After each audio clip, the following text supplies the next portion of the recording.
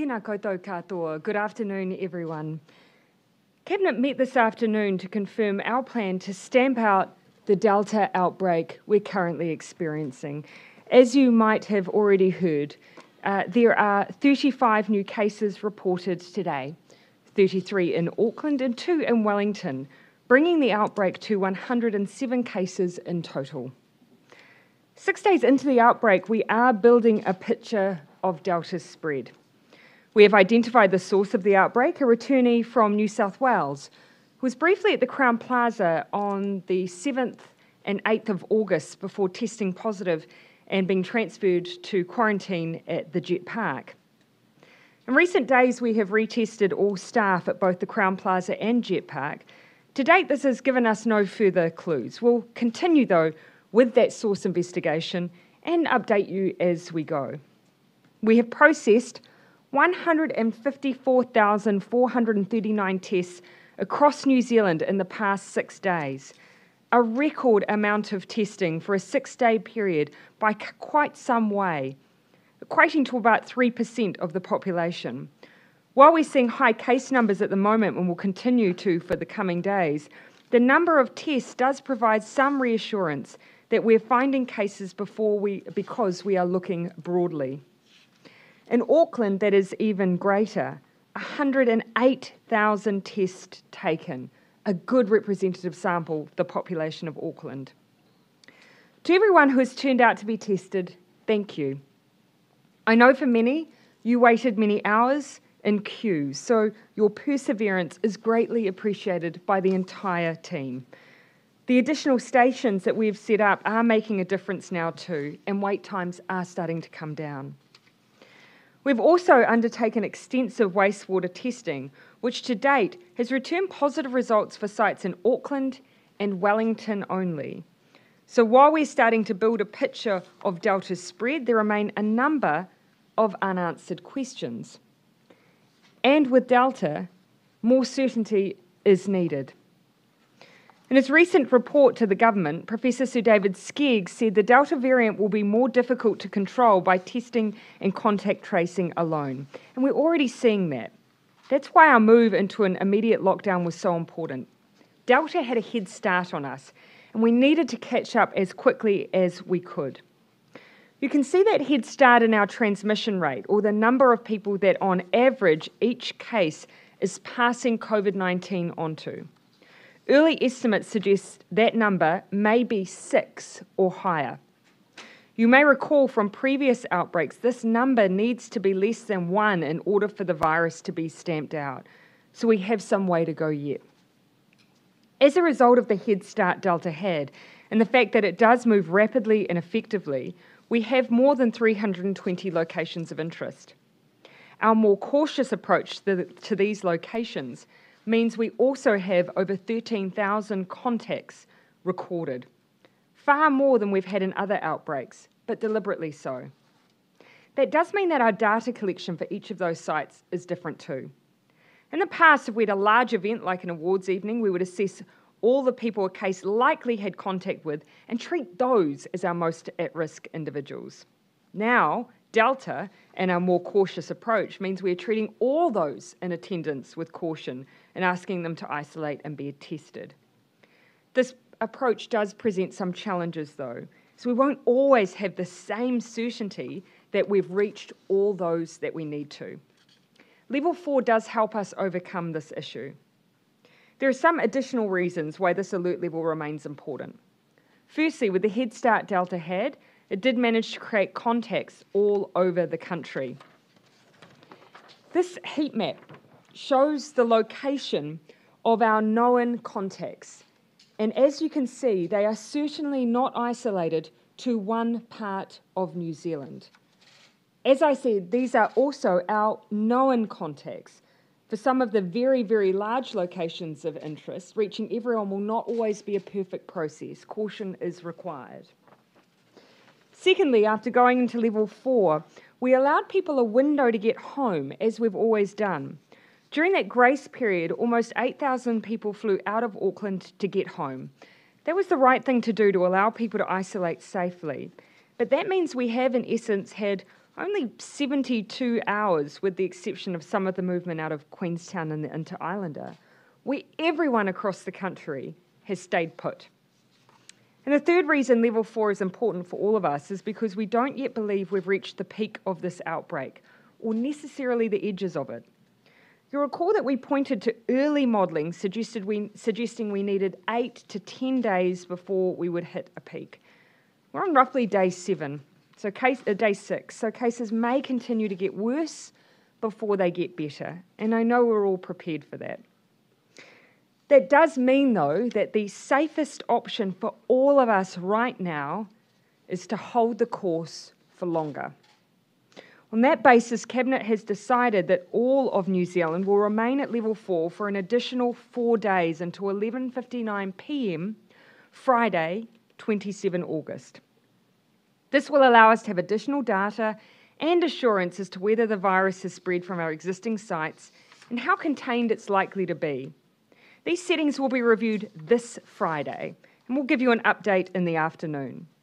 To give you a sense of what we'll be looking for in order to decide whether parts of New Zealand are ready to move down alert levels, we'll be looking to see if any new cases emerge outside of Auckland, whether wastewater results stay negative, and if cases do emerge in other parts of the country, whether or not they are cases that were already in isolation. For those in Auckland, I have different news. You'll see this continues to be the primary location of cases. Here we believe we know enough to say that your time in level 4 needs to be at least that full 14-day cycle that we've used in the past. So Cabinet has decided to give the city that certainty. And to tell you what we already know, Auckland will remain in alert level 4 until 11:59 p.m. on Tuesday, 31 August. And we'll review those settings on Monday. In both our cases and the decisions that we've made today, you can see we are still very much in the thick of this outbreak. But I can also tell you that Cabinet and the health team remain confident.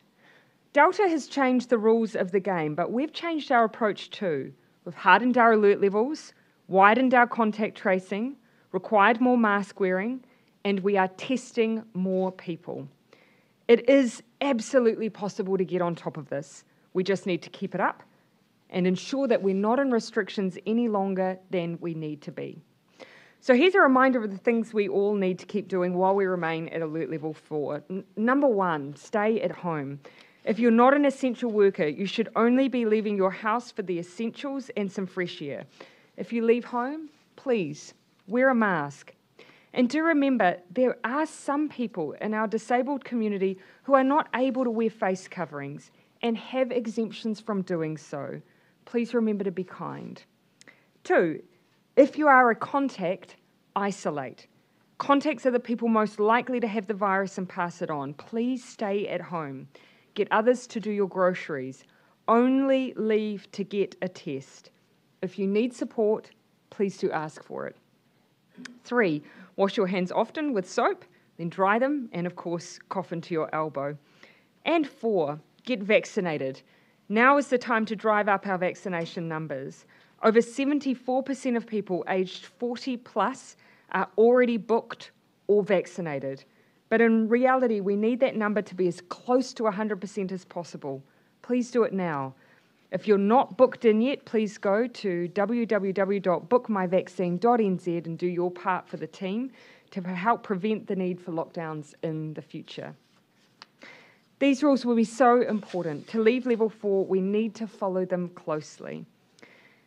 In line with our own recommendations, as we did last time New Zealand was at level 4, we have temporarily suspended the sitting of Parliament for 1 week on the advice of the Director General of Health.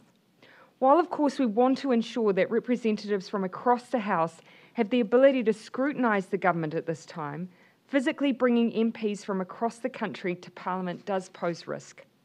That's why for this week we've asked all ministers to make themselves available to appear before Parliament's select committees, which of course have a range of opposition MPs and spokespeople on them, as these committees will continue to meet virtually.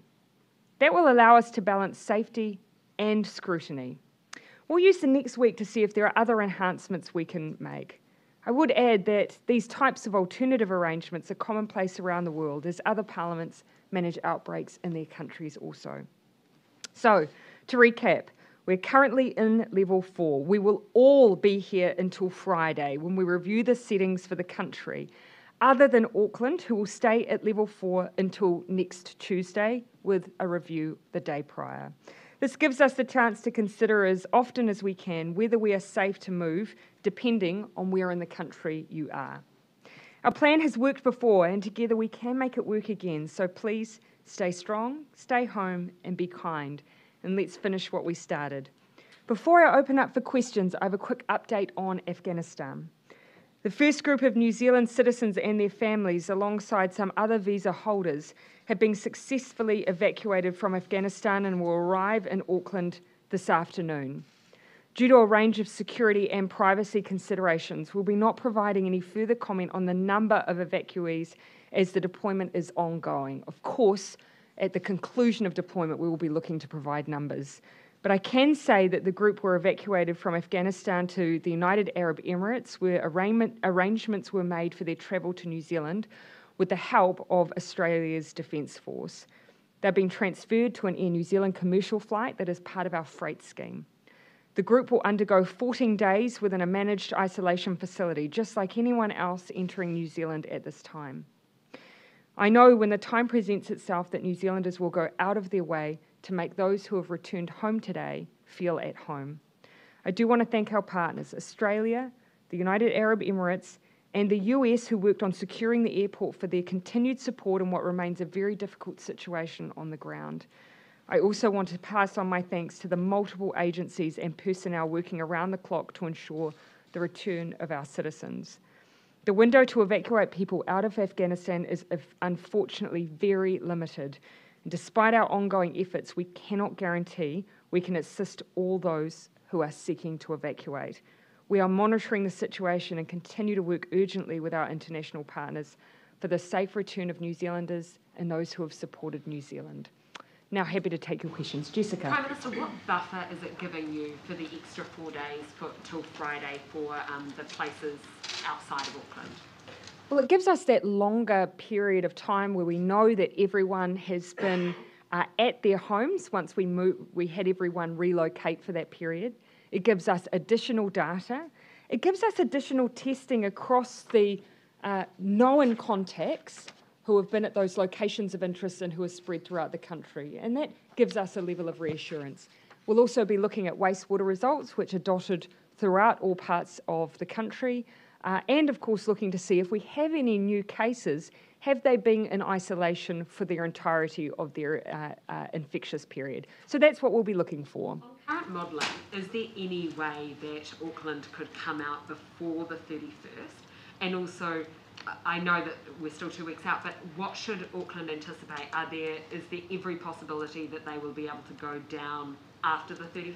Yeah, I'll give Dr. Bloomfield a chance on this one as well, but I think what we're trying to balance at the moment for Auckland is just giving a sense of really what we can see from the outbreak at the moment and realistically when we might expect to see cases peak, but also allowing ourselves to keep checking in to see whether or not there are any alterations we can make.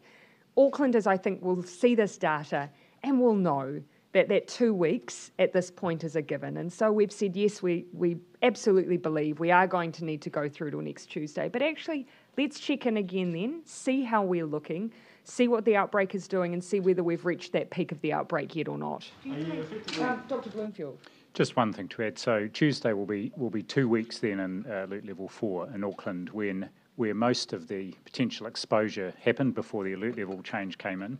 If we compare that with the rest of the country, and particularly the South Island, the big exposure events we're concerned about were 2 Saturdays ago. So this Friday will be 14 days since those exposure events that we're particularly concerned about. Yeah, Gina. This isn't really a short, sharp lockdown anymore. Are you worried about lockdown fatigue? Well, actually, I would say relative to what we've seen from other countries, this absolutely is a go hard, go early approach. You know, many other places around the world, you've seen more of a light and long. That's never been New Zealand's take on the way to challenge COVID and get on top of it. So we are still absolutely keeping with that strategy.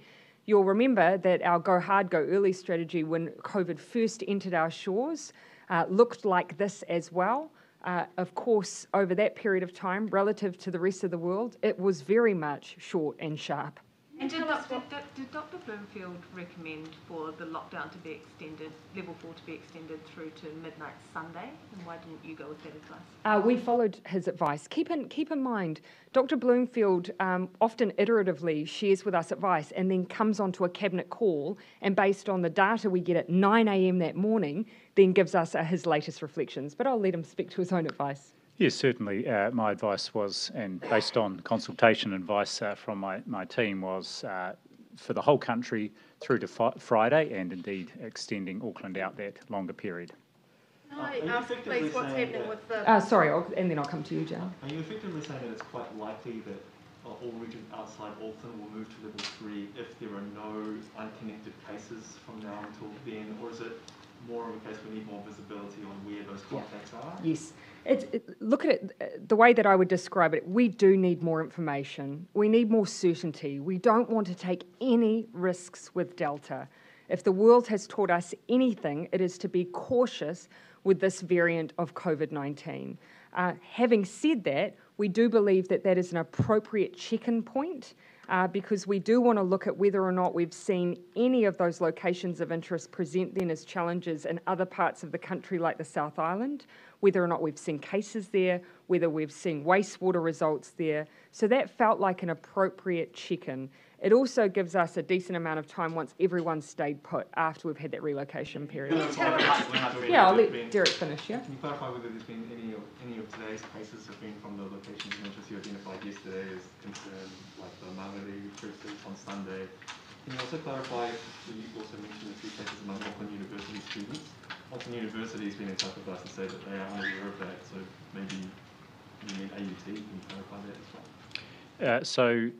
On the first point, yes, most of our emergent cases now it is quite clear at first glance that there is a link to existing cases, and a number of the new ones are associated today with the AOG church service 2 Sundays ago. Likewise, I don't have the number off the top of my head. Likewise, even in Wellington, all the newly emergent cases in Wellington are connected with and are close contacts of known cases, and all bar one had been in isolation for the full period of their infectivity. So the picture in Wellington is reassuring at the moment, but obviously we continue to watch closely. On the University of Auckland, there was a little bit of confusion in our initial assessment, and this relates to the student who travelled from Auckland to Wellington. It was one of the cases, is a University of Auckland student. My understanding is there is one other University of Auckland student who has tested positive. Now, I'm not sure if it's related to that original one and the same exposure event, but that's the information I have. It appears to be coming from the ball that you mentioned. Could be. The student who travelled here to Wellington was in a hall of residence in Auckland, and that hall of residence, about 500 students who have now dispersed around the country, and so that's a very important group that we're following up. One final, if I may just make an observation before I come to you, Jane. One of the things that we're seeing in the reports from when we're briefed by the Public Health Unit is that they are being very clear that whilst they may not have established a person-to-person link with the cases that have come through in any one tranche when they're reported in the morning, they are very quickly identifying location links. Now, that's actually a bit of a difference in perhaps what we've seen in previous outbreaks. We always were driving for those person-to-person links, but in a Delta environment, simply being in the same place is building that connection to these clusters, and that demonstrates I guess, really the way that Delta's behaving. Yeah, Jane. What more can you tell us about the investigation into the walkway at the Crown Plaza? Are there more than one walkways? And also, do you think you're zeroing in on the potential exposure point? Dr. Bloomfield, he knows that I'm particularly obsessed with source investigations, which is not a new thing for me. So you will have heard some discussion yesterday around, for the Crown Plaza, there's been some debate from some people around the exercise area of the Crown Plaza. The individual in question, as we've already traversed, did not access the exercise area because they did not clear a positive test and so weren't able to. So that then leaves in play the question of the atrium. which is separated from the public, and the public area, as public health keep reminding us, is well ventilated. They have, however, sought to identify from the footage that they have some members of the public, a small number that were in the vicinity of the atrium at the time. They have located the majority of those, and they have been tested. They're just looking from, I recall, 2 more. So nothing further required from the general public on that source investigation at present. Is that the most likely, or pretty much narrowing down to the only potential contact? We're keeping open the lines of investigation at this point of time. So we continue to do all the work that you would expect us to do in MIF, continuing to look at all movements or footage or staff, whilst investigating that other possibility. But at this stage, there's nothing really concrete to report. No, open mind on all options, as the Prime Minister said. Staff movements, we know we had, all the staff have tested negative at least once, I think bar one who was being followed up. So keeping open-minded is really important at this point in time. Just on the people outside of the lobby, I can confirm, obviously 3 have already tested negative. 1 in the process of getting a test, and 2 still yet to be identified, and that's what the police is assisting us with. Jane, I'll let you finish on that, and then I'll come to Joe. On contact tracing, how are you gearing up? How many extra people do you have? Is the system able to deal with this massive number of contacts and locations of interest? Come to Dr. Bloomfield. It's certainly a stretch on the system, and the reason being that we've taken this very broad approach to considering virtually everybody as a close contact. And so we have brought all the extra surge capacity on board from our public health units, and in addition to that, today we have brought on additional call centre, we're bringing on additional call centre capacity. The key reason here being that close contacts all require daily follow-up, and we're also moving, as I said yesterday, to do electronic daily follow-up to free up our people across the country to be able to do those first calls and make sure people know what's expected of them. Just though, the specific extensions? We will come back with you to you on that. Yeah, so we've bringing on extra capacity across government departments at the moment. So we've got additional capacity coming out of MB today. We're also looking, if I recall correctly, out of the Ministry of Justice to bring in extra capacity. At the same time, our public health units are doing a sterling job in amongst those 13,000 contacts, triaging those that are the most critical for us, because there'll be some that actually, they're on the peripheries, but we're just being really cautious, and some that they really need to prioritise, and they're undertaking that work as well. We'll see if we can get some numbers for you. Just a few questions following on from the Crown Plaza investigation. Yeah. Are you aware of any other public thoroughfares, walkways, and any other MIQ facilities? There is a vaccination centre that's about 20 metres away from this area that seems to be the problem, so is that sensible still given the circumstances? Why didn't you get the media to try and find these 2 people that are still outstanding? And also, Newsroom contacted MB a month ago raising the public walkways as an issue, so why wasn't anything done? Well, the public walkway at this stage is not being established to be an issue. Of course, we are exploring everything, and as you've said, the public walkway, of course, does still have barriers between and ventilation, and has been assessed by those who undertake our infection controls, and the ventilation on that building had been assessed too. Having said that, we've got to explore everything. We can't be closed-minded when we're looking at the source investigation. So as yet, we've ruled nothing in or out right now. On the individuals, finding the 2 other individuals, look, that's a decision between the public health unit and police as to whether or not they need to do anything more broadly there. They have successfully found some of those members of the public, so we leave those decisions up to them. Did you want to comment on some of those other questions, Dr. Bloomfield? I don't know, you raised a question of a vaccination centre that's nearby. I'll look into that. Yeah, so we're aware of it, but there's been...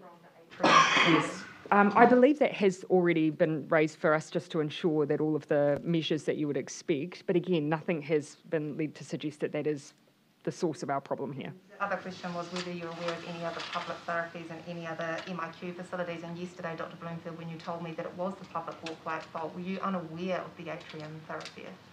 On the latter, yes, I didn't realise it was the atrium issue per se, and on the other, rest assured that every time we get an issue arise in a single managed isolation facility, that is then looked at right across all the facilities. That's why we did, when we first identified ventilation systems as potentially a problem in the Pullman Hotel, we started there but did assessments of all the ventilation systems. So we'll come back to you formally, but we can come back, our MIQ colleagues can come back on any other walkways that have been looked at. Yeah, to be fair to Dr. Bloomfield, the walkway and atrium gets a little conflated from time to time, but the public health units, obviously, they work very, very closely with the managed isolation facility team for all of their case investigations, and I'm always incredibly impressed into the level of detail they go through, down to the minute of the movement of an individual to try and isolate what may have happened.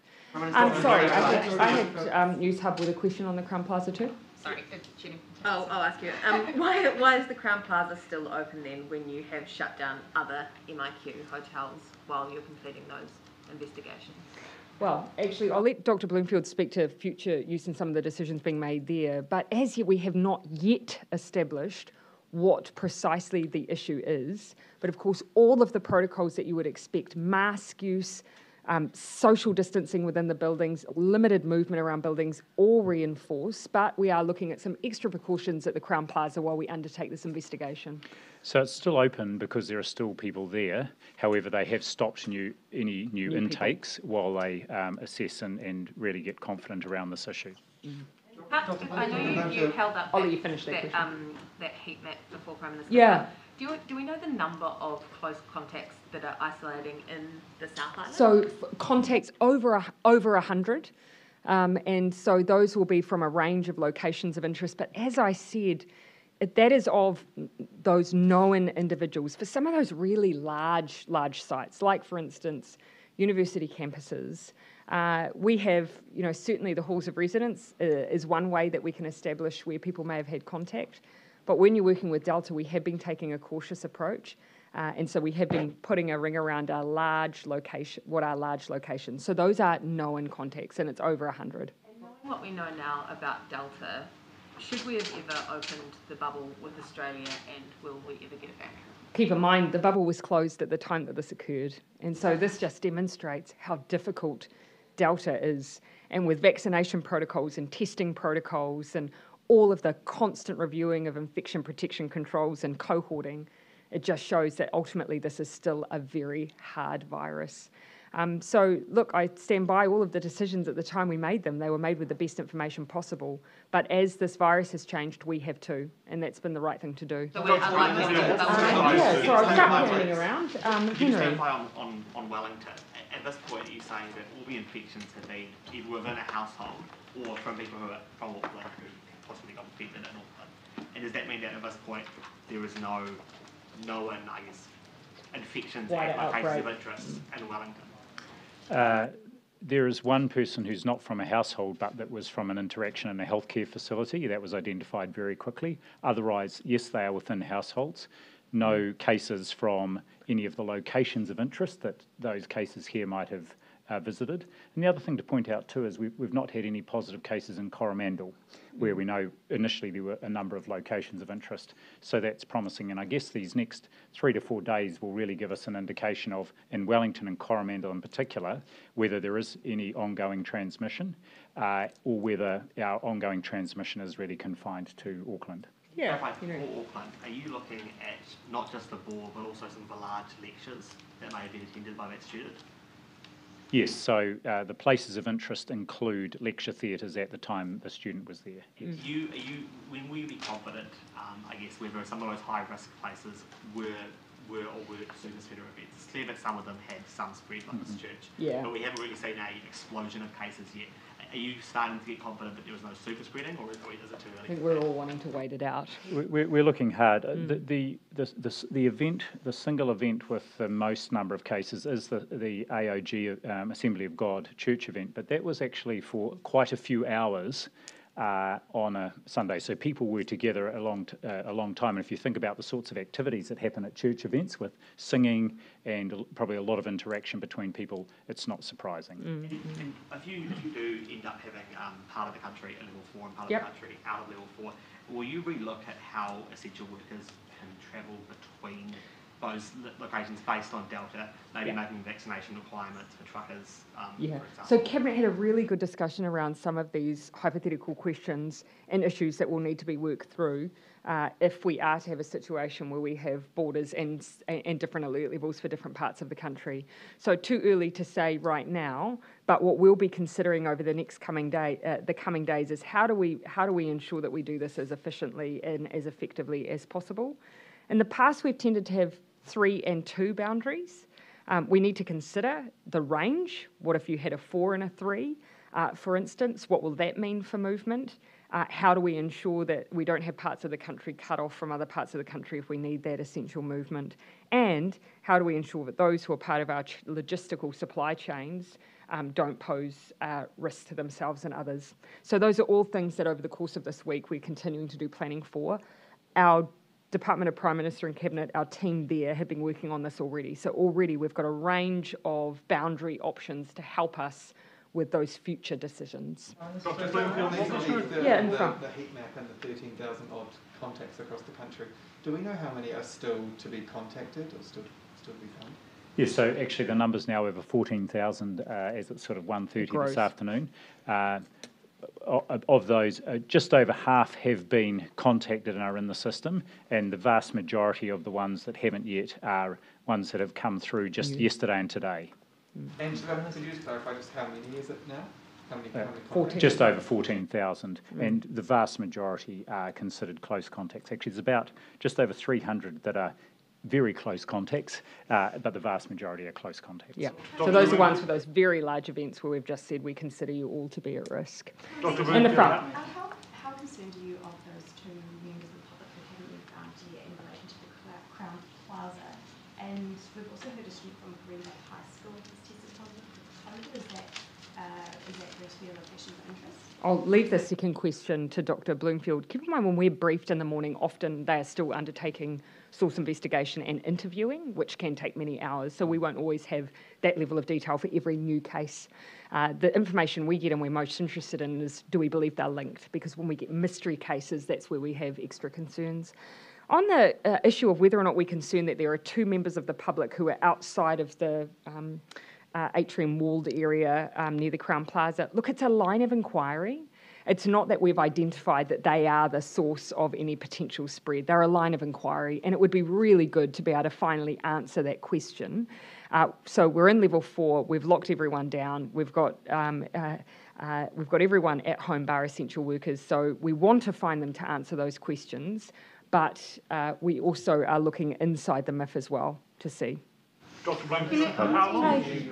Just on the other question, I'm not specifically aware of someone from Green Bay High, but what I would say is cases will be being reported to the public health unit during the day from the labs, and as soon as they get on the phone to those people and find locations of interest, particularly like a school, they will act on that information promptly without waiting, of course, for it to become a part of our numbers for the next day. Dr. Bloomfield. Yes, Dean. Can I ask for 2 sets of data that you probably have in the numbers, either yourself or Dr. Bloomfield? First of all, how many of the infected people require hospital level care, same as yesterday? Yep. And also, how many of the people that have tested positive so far have been vaccinated? I'll grab the vaccinated question, and if Dr. Bloomfield grabs the hospitalisations. My recollection, because I was doing a rough count this morning, and forgive me that it will be rough, it'll be off the top of my head, but I believe it was somewhere in the order of 11 or so. Keeping in mind, I don't have whether or not they were first dose or fully, but keeping in mind there's a large number in this particular outbreak who won't necessarily have become eligible. What I'll be interested in keeping an eye on is whether or not the Delta hits that person and then stops. You know, you'll recall that for our fully vaccinated person who was the wife of our original case, negative tests, and that demonstrates that vaccine does have the ability to stop a possible chain of transmission. Thanks, Prime Minister. So as at 9 this morning, we had there are 7 people from the outbreak who are in hospital, none in ICU.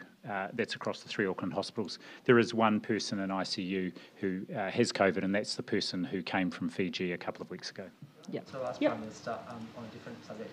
COVID zero is getting a bad rap. Australia seems to have walked away from the idea based on the New South Wales outbreak, now focusing on hospitalisations rather than overall case numbers.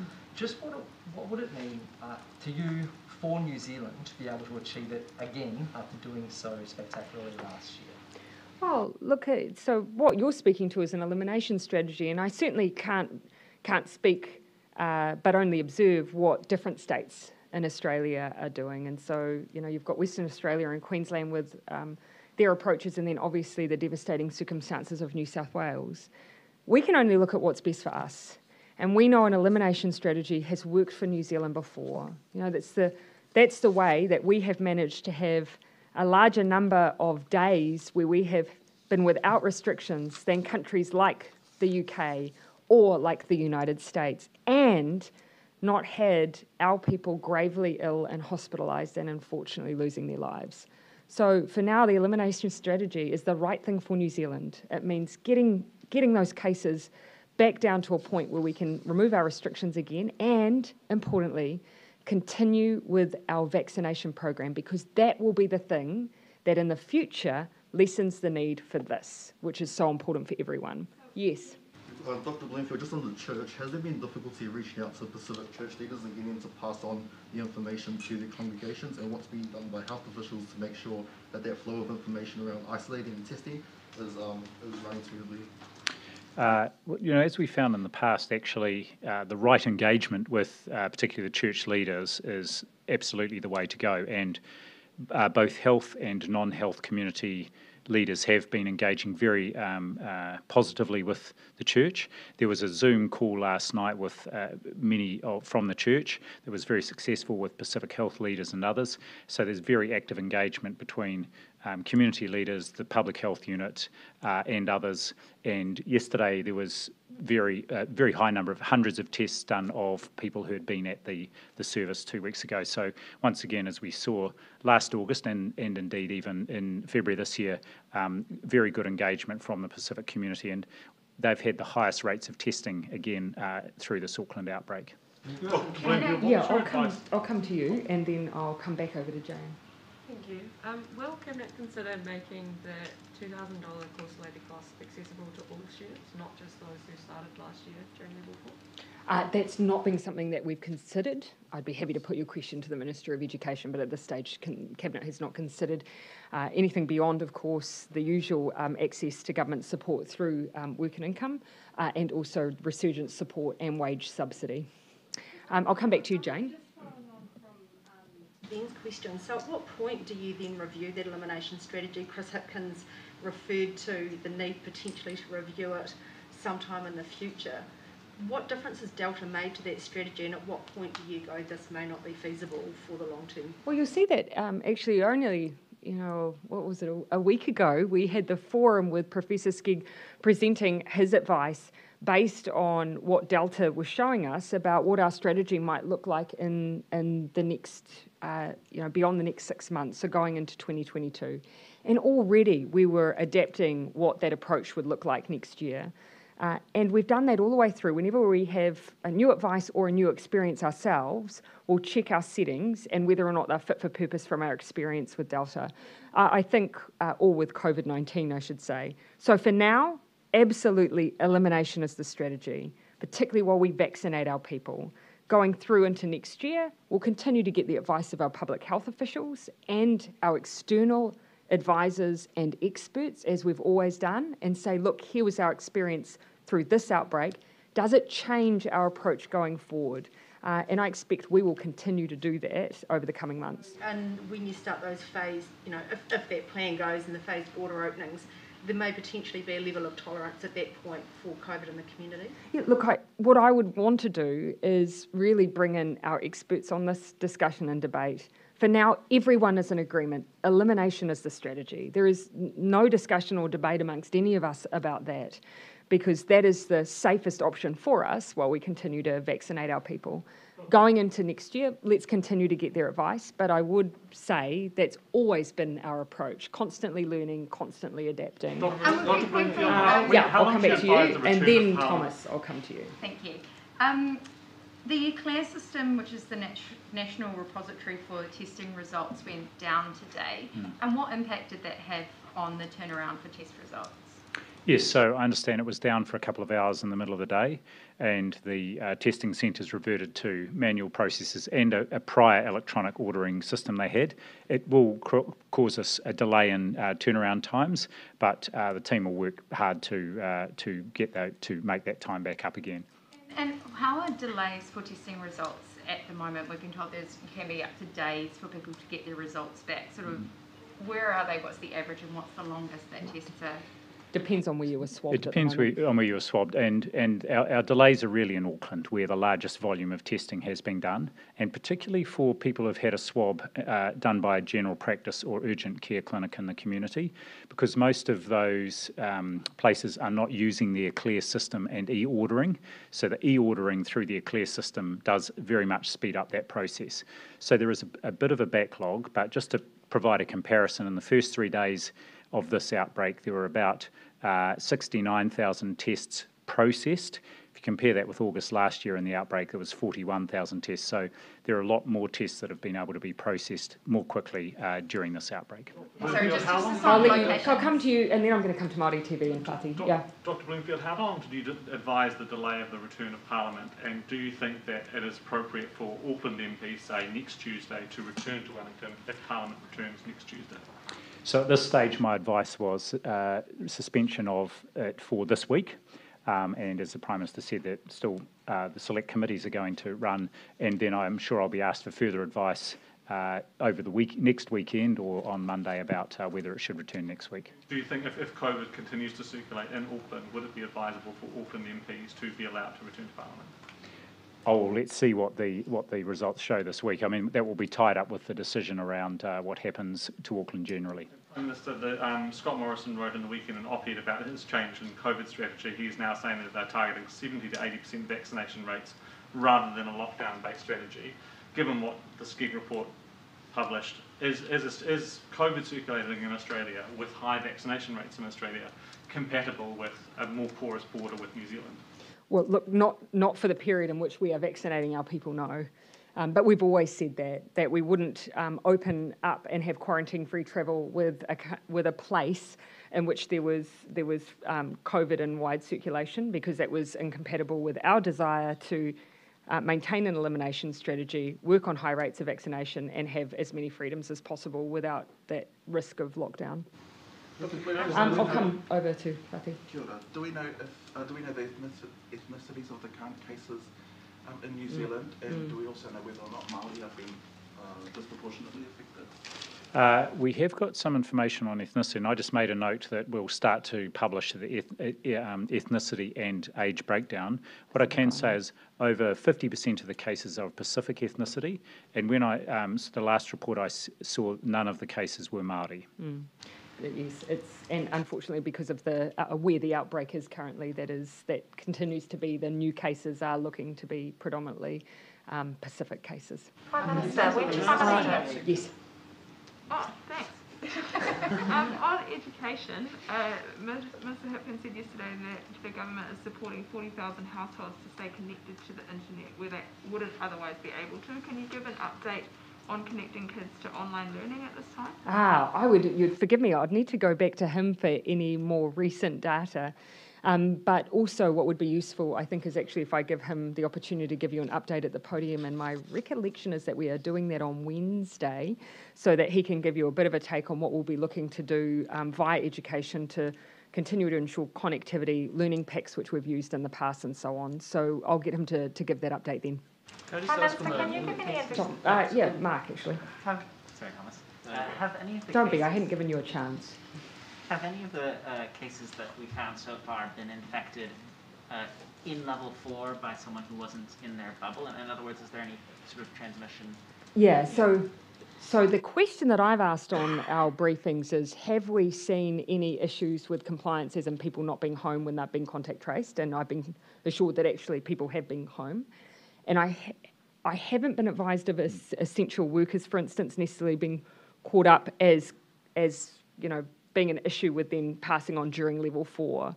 So whilst I haven't asked you a specific question, We have been looking to see whether or not we've got that issue of people continuing to affect during the lockdown, and to date that hasn't been a concern that's been raised with us by public health units. Have I answered your question?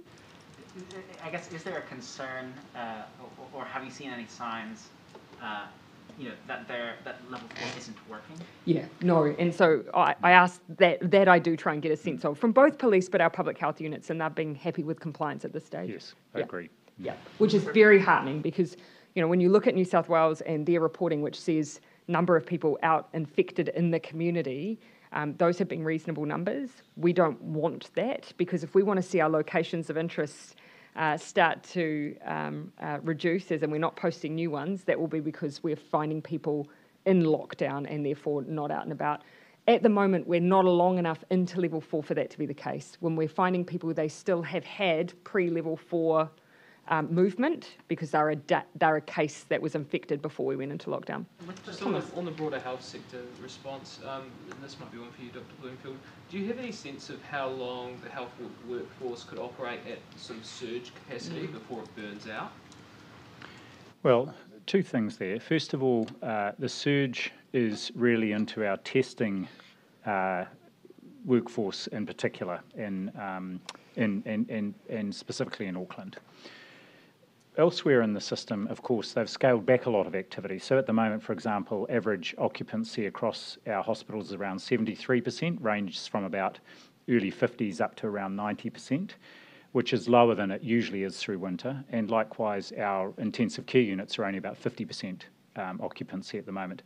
So the surge is very specific around testing, and so there's not pressure on the wider health system at the moment in alert level 4. And in fact, some district health boards are looking at how this week they can start to safely recommence some elective surgical or activity because they have got capacity to do that. In terms of ICU, from what I understand from what's here, what's the point of getting more ventilators if we don't have enough ICU beds and nurses to staff them, given every ventilator needs a bed and a nurse 24/7? Yes, so the purpose of the additional ventilators, and this was an approach we initiated last March, was to, whilst ICU beds per se and ICU trained nursing and medical staff is, a certain number, you can train other nursing and medical staff to take care of a ventilated person in an area, for example, the post-op area in a theatre block, where they are perhaps used to looking after patients who are ventilated or post-surgical. And so all the DHBs have been training parts of their workforce to be able to, should it be required, to look after someone who is being ventilated under supervision. Parliament's been suspended. Yes, Jane. And then I'll come to you, Justin.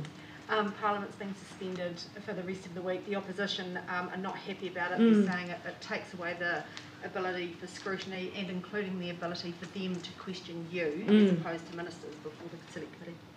Oh, look, for us, we have to balance safety and scrutiny. We did not, in level 4 last time, have Parliament convene. We found alternative measures to allow that scrutiny to occur in a virtual environment. And we're doing that again. In fact, I think one of the enhancements is, rather than just having one select committee, using our multiple select committees so that more MPs can access that process, and so that we can have more spokespeople access that process. In the coming week, we'll look to see whether there are other enhancements we can make should we need them.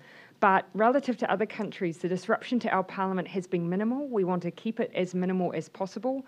But I just couldn't justify, when alternatives exist, having MPs travel from across the country to come and convene in a closed environment where other staff members would be required to come in order to facilitate the opening of Parliament. The situation for Wellington goes south and lockdowns extended, would you consider setting up the Epidemic Response Committee again to give the opposition that chance as opposed to government-run select committees? Well, I mean, actually, one of the things we considered was that by having a range of select committees, as I say, a greater range of MPs, you can have, therefore, more ministers appear than you would necessarily if you've only got one committee. And you also get those that have subject knowledge who are on those committees who are able to be part of that scrutiny. We've also advised our MPs we want the bulk of questions going to opposition members so that they're able to undertake that scrutiny that they're otherwise unable to in a question time. In my mind, question time is 1 hour a day. This is therefore multiple select committees that are able to meet with different ministers, with different MPs asking questions. Some would argue that that might provide even more scrutiny. The last point, it will all be broadcast as well. I did say Justin. Sorry, I'll just come to Justin. Just the list of locations of interest spans from about the 7th of August to the day before yesterday. Yep. That Devonport man got tested roughly in the middle of that. Yep. Based off of what we're seeing now with these 100-odd known cases, were they largely infectious in the hours before lockdown, or was it more spaced out over that range of locations? Yeah. My memory is that we have, from the period that we've identified the individual at the Crowne Plaza, it's kind of dotted all the way through. We have not yet identified, have we, Dr. Bloomfield, whether or not there's, 1, 2 or no missing links between that individual on the 7th and our outbreak as yet. And that's an indication of the fact they're dotted through. But we are starting, as I understand, to see cases where, as you've described in Wellington, maybe one day out and infectious, so it's kind of the spectrum. Is that? That's my understanding. I don't quite have the picture for Auckland. It's much more complex, but yeah. I think the picture in Wellington will start to be being reflected in Auckland as well, and we will see less locations of interest, especially over these next few days. The one thing to add is that genome sequencing does give us an overlay to help us identify those different clusters as well. And at the moment, they generally are telling us a similar story to what we're being able to build with the epidemiological links as well. Just based off of what we know, though, so far, Sorry, was this Devonport man near the beginning of sort of the known links, or is he sort of more in the middle then? So my recollection is, of course, we identified him with a positive result that was reported last Tuesday, and symptom onset was something like a couple of days prior. So he's slightly in the middle. We do have a few more days in between, but we've actually seen cases pop up in those days in between as well that we believe. So we rely on symptom onset though, so it's people's recall. Yes, so he was near the beginning, although we do have a few cases that have got reliable recall of symptom onset before he began his symptoms. Yeah. We don't think that he is the connection to our myth person, for instance. Thank you. Just on locations of interest, can you please clarify why not entire campuses, like made locations of interest, but entire schools are sort of, a shift on a hospital ward they were stood down, but not the whole ward? And does inconvenience weigh into that decision? No. Safety. Yes, so our public health team does an assessment of every location and out of the interview get a sense of what the person was doing in that particular place. You can imagine with a school, in the first instance, we were known, this was the case in February with Papatoetoe High School. We actually considered the classroom and the teacher in the classroom, so the classmates and the teacher of those first cases close contacts and everyone else casual, but we tested everyone in the school. In this case, we've done the same thing around testing the whole school, but we've considered them all close contacts as part of our Delta response. Yeah, I'll come to you, Jo. When you review whether the rest of the country might come out of level 4 lockdown, can you give any certainty around whether that would definitely be a step down to level 3 or whether you are open to going to lower levels? We haven't ruled anything in or out at this stage. We very much will lean on the data and the analysis that we have in front of us, but we'll always be careful. We have seen, and we've experienced it ourselves, if you haven't got that confidence and you move in a direction where you just need a bit of time. In Australia, they moved down and then recently had to move back up again. We would rather smooth our exit, so that will be part of our thinking. But to be honest, we haven't fully canvassed those options at this stage, so too soon to say. Yep, and then I'll finish down the back. The number of supermarkets that have been on location Yeah. interest, has there been any talk on allowing purchase bakers and grocers to open at level 4, and also with lockdown being quite stressful for families, especially for families, some people in an unsafe environment. Yeah. We've heard reports of people being worried about leaving those sort of unsafe environments. Yeah. What's your advice to them? So all our social services remain available because safety for New Zealanders is our absolute priority. And so I would still encourage anyone who is in an unsafe environment, those services are still there and available for you. We do recognise that it is not always easy to make contact in this particular set of circumstances, there are ways that you can do that safely.